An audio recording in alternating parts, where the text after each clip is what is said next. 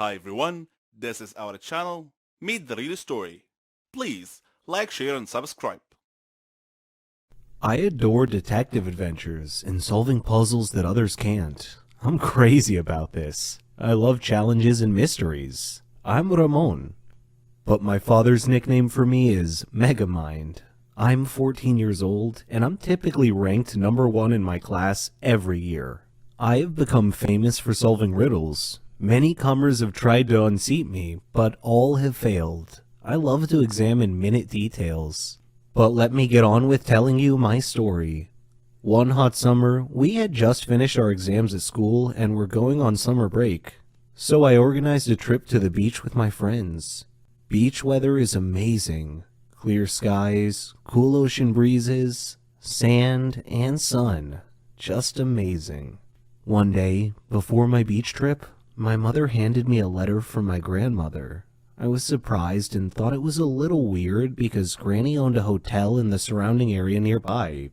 It had wonderful views all around it. I had opened the letter, which read, "Dear Ramon, how are you? I hope you're enjoying your summer break. Would you mind spending a couple of days with me? I have a serious matter that I would like to discuss with you. Granny." Initially, I thought that it was probably some silly matter, but then my inner voice told me that it might be important. I was conflicted between going on my beach trip or visiting my granny. I decided to visit Granny first. She was family after all, so off I went. Though my grandmother lived in a beautiful area, the closer I got to the hotel, the more my inner voice was nagging me. When I arrived at the hotel, Granny was waiting for me. She smiled and hugged me. I had missed her so much. She had company. Raul, her maintenance man, and Malika, her housekeeper and assistant. There weren't any guests in the hotel at the time, and I asked her why. Her face changed, and she said that was what she wanted to speak to me about. So we went to her room to talk. She then proceeded to tell me that the hotel was haunted. "Haunted?" I exclaimed. "What makes you think that?" Granny said, "The hotel has evil spirits that frighten the guests at night." I didn't want to believe it, but I knew Granny was a rational person. I suspected there was more to this than meets the eye, so I decided to investigate this intriguing mystery. On my first night at the hotel, I waited until midnight. Then I lit a candle and walked through the halls of the hotel. There were photos on the wall, and I could hear whispering and the rustle of the leaves outside. It was a little spooky and unsettling, and made my blood run cold. Suddenly, I heard laughing on both sides of the hotel, and a shadow passed quickly in front of my eyes. Unnerved, I quickly returned to my room, where soon afterwards I heard something scratching on my door. I kept thinking to myself, I am not afraid. I am not afraid. Then the door began opening slowly. I saw a hand on the doorknob. Then the owner of the hand came into view. It was a cloaked, headless man holding a candle. I fainted. The next day, I woke up to find Granny and Malika standing beside me. Granny told me that I had been sleeping a long time. I asked what had happened, and they told me they heard me scream and came to my aid. When they found me, I was unconscious on the floor. At that moment, there was a knock on the door. It was Raul bringing me a drink. That was when I noticed something strange about Raul's face. It was emotionless. Then I glanced at his hands as I accepted the drink from him. That night, I again walked around the hotel. I found some steps at the end of a corridor that led to the basement. Down in the basement, I opened a maintenance door and found a tape recorder and a pile of clothes on a table. Suddenly, the lights went out. I was groping around in the dark and trying to find my way back when I heard the laughing again. Still, I continued stumbling ahead through the dark. I stepped on an electrical line and tore it off the wall. I returned to my room. My door opened slowly. I was hiding behind the door. I grabbed the loose electrical detonator and touched it to the doorknob. It was live, and I heard a grunt from the owner of the hand on the other side of the door as he or she was shocked. And I heard him or her fall to the floor. It took me a while to find the electrical panel, but I managed to get the lights back on. When I did, I found Raul laying unconscious on the floor next to the doorknob that I had electrified. I called Granny and Malika down to the basement. Granny asked what had happened. I replied, "Granny, you really need to screen your employees better. Raul was your ghost." Granny looked shocked and asked me what made me think that. I explained that the hand on my drink today was the same hand I saw on the headless ghost that opened my hotel room door the night before. I also found tools, a tape recorder, and some ghost clothes down here in the basement. In addition, I found the earphones that had been placed around the hotel. Granny was shocked. Raul woke up about that time, and she grilled Raul. "Why are you scaring all my guests away, Raul?" He said, "This hotel used to belong to my family, but you bought it from my grandfather. Well, I wanted it back.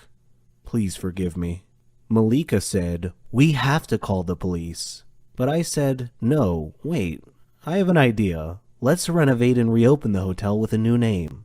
The Haunted Hotel. Our advertising slogan will be, spend a night in a haunted hotel."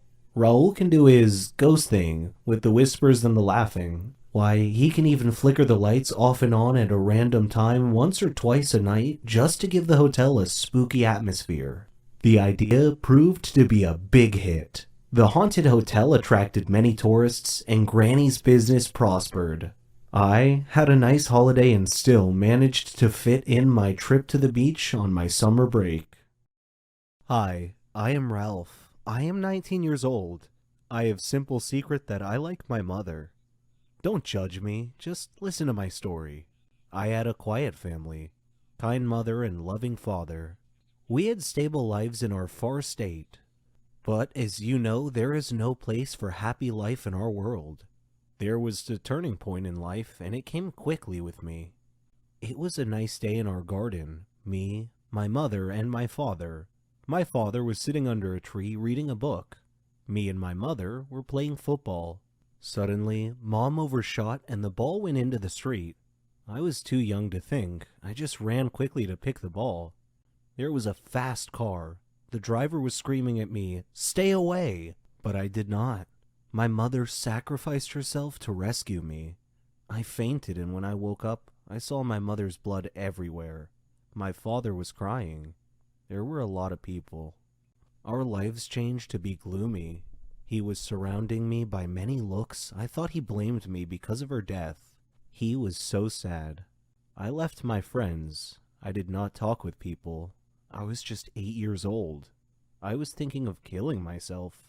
I would like to escape from this blame. Suddenly, my father decided to marry. I shocked because I could not imagine any other woman instead of my mother at home. He said in a firm voice, "She will be at home soon." He asked me to be a good boy. I entered my room and started crying. I could not imagine. But I decided to annoy her. When she prepared food, I immediately threw it. Her only reaction was a kind smile. While my father was staying at home, I insisted by bothering her by doing a lot of noisy things. My father was shouting, and she always protected me. I said to myself, maybe she is a good woman, and she loves me. One time, while she was cooking, she had a phone call from a hospital. It was an urgent matter. I was watching TV. She came in to me and said, "Ralph, my sister is in the hospital and I have to go. Can you take care of cooking?" I did not care. She smiled and went out. I went to the kitchen and turned up the heat to burn the food. But the fire did not just burn the food, it started to burn home too. There was fire everywhere. I could not breathe. Then I fainted. I woke up, but I did not know where am I. I looked around and saw my stepmother sleeping. She looked exhausted, and there was cinder on her face. Suddenly, the door opened, and I discovered that I was in the hospital. The nurse said, "Get well soon." I asked her what happened. She told me that there was a big fire at our home, and my mother is a brave woman. She entered home and rescued me in the last moment. I looked at her. I discovered that she is a great woman. She woke up suddenly and asked me, "Are you okay?" I hugged her and cried. I said, "Sorry for everything." She said, "It is okay. I can understand." I considered her my mother. I started to help her in everything at home. She helped me a lot. I supported her a lot until her last illness. Today, I'm standing in her gravesite. I want to tell her that I love her a lot. Most people I saw hated and cursed at me, and some treated me more kindly and gently than usual. It was very confusing, to be honest. I didn't know the reason for people's animosity towards me, but I thought perhaps it had something to do with my mother. Before telling my story, let me introduce myself. My name is Maria. I lived in a poor neighborhood fraught with drugs and death. People who lived there were mostly losers. Growing up, people have always looked at me with disdain, for no good reason. People ostracized me. I had no friends, no one to speak to. When I would return home, I'd ask my mother why people didn't like me. She wouldn't answer. She'd just cry and smile sadly. She would often tell me to ignore people's looks. But how can I ignore the looks of everyone around me? It was the biggest mystery in my life. I didn't know if my father was alive or not. The only thing I knew about my father was how he looked, from a picture on our wall. And if I asked about him, my mother would only tell me that he traveled, and he never came back, that she didn't know anything about him, almost as if he were dead. But I suspected that she wasn't telling me the whole truth, and I thought people in our neighborhood knew something I didn't. Perhaps that was the reason they hated me so much. Aside from this problem, I was a clever girl at school. I dreamed of having a good position in life to make my mother proud of me. One day, as I was returning home from school, I felt that someone was following me. I turned around once, but saw no one. The second time I turned around, I saw a man. He was wearing a mask. I was afraid, and I ran home to my mother. She was worried, and she just hugged me. It happened a lot after that. It seemed like everywhere I went, that man just happened to be there. I spent a lot of time thinking about it, who that man could be. Eventually, I graduated and got a job with a well-known company. We left our poor neighborhood and rented a flat in a good area. I had almost forgotten about the mystery man who used to follow me often. Then, one day, a poor man came into my office. He handed me an envelope. Smiling, he told me to say hello to Isabella, then disappeared, leaving me with even more questions. Who was he, and how did he know my mother? I returned home, told her about this man, and showed her the envelope. She looked worried and asked me to quickly open it for her. When I did, I found something unexpected. One old photo of him, and a recent one. I didn't know it then, but that man was my father, and all I did was walk away. I curiously began reading the letter. It said, "Dear Maria, I am sorry for everything. Sorry for the suffering I caused you and your mother. Sorry for not being there with you as you grew up. I hope that you can both forgive me. Please tell Isabella that I never forgot about her, or you. I love you two so much." I looked at my mother. She was holding the photographs and crying quietly. So the mystery man who had often followed me home had actually been my father, watching me from afar. I asked my mother, "Why did you hide the truth from me? Why didn't you tell me where my father was all these years?" She replied, "I was afraid to shock you with the news that your father was in prison for killing someone." And I gasped, "Killing someone?"